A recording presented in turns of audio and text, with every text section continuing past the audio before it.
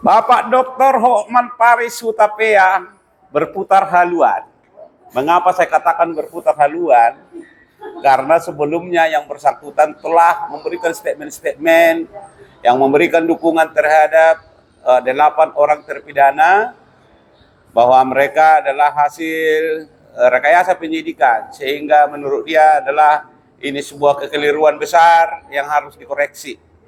Tetapi kemudian kemarin dia melakukan konferensi pers di Cirebon, yang dimana yang bersangkutan berpendapat bahwa upaya hukum yang dilakukan oleh Saka Tatal akan kandas atau tidak akan mungkin diterima oleh Mahkamah Agung.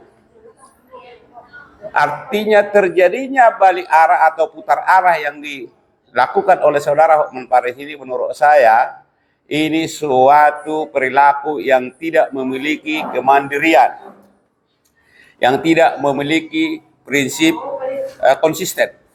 Ya, tentunya pendapat yang bersangkutan ini didasarkan kepada tidak adanya nopum, karena foto-foto yang dijadikan sebagai nopum itu telah ada dan sudah pernah dihadirkan di persidangan. Yang pertama saya sampaikan tanggapan saya sebagai berikut ya, Pak Hotman Paris. Perkara ini adalah merupakan rekayasa yang sangat besar. Boleh dikatakan ini adalah rekayasa luar biasa. Sehingga PK ini juga haruslah dilakukan dengan cara-cara yang sangat luar biasa pula. Ya, mengapa saya katakan demikian?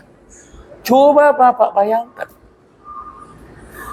orang yang sudah dimandikan, kalau di dalam Islam, mayit itu dimandikan semua lubang-lubang, mulai dari hidung sampai lubang manapun, itu udah dikurik, dibersihkan. Lalu tiba-tiba 6 hari kemudian dilakukan otopsi, ditemukan adanya sperma. Kira-kira menurut Anda logis atau tidak? Yang kedua,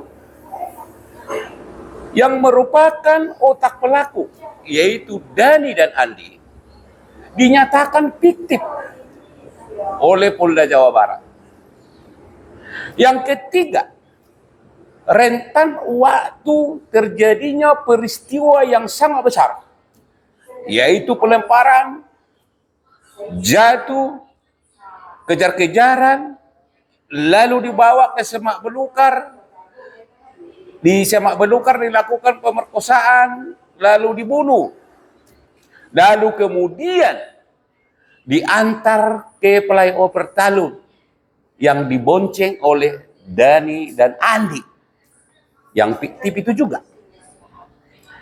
Artinya rentan waktu itu berdasarkan dakwaan jaksa penuntut umum jam 9.21 mereka terjadi lempar-lemparan di SMP 11 sampai terjatuh kemudian di flyover yang jaraknya hampir 1 kilo atau 1 kilo lebih. Lalu kemudian dibawa lagi ke daerah SMP 11 ke belakang showroom. Di sana dilakukan pemerkosaan dan pembunuhan. Lalu kemudian dibawa lagi ke flyover supaya itu seolah-olah karena kecelakaan tunggal. Waktunya hanya 45 menit. Kira-kira menurut Anda, peristiwa sesadis itu dengan rangkaian-rangkaian yang sudah saya sampaikan tadi gitu, apakah itu mungkin dilakukan dengan kurang dari 45 menit? Karena menurut Pak Suroto, kita ikuti selera Anda. Pak Suroto menemukan mayat itu di flyover jam 10 malam. Artinya Pak Suroto menemukan itu sudah dalam keadaan tergeletak. Artinya sebelum jam 10 itu juga sudah di sana Vina dan Eki. Inilah yang menurut saya sebuah peristiwa rekayasa yang sangat besar. Maka ketika ini hanya disandarkan kepada hukum normatif atau hukum-hukum yang sudah tersedia untuk melakukan peninjauan kembali, ini tidak akan pernah ini tuntas persoalan ini.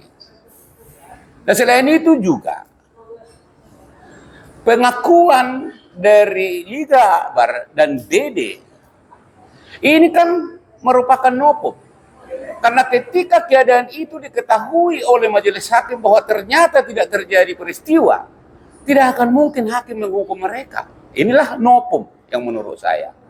Ya, oleh karena itu, Saudara Hokman Paris, kita ini kan manusia harus memiliki prinsip yang teguh.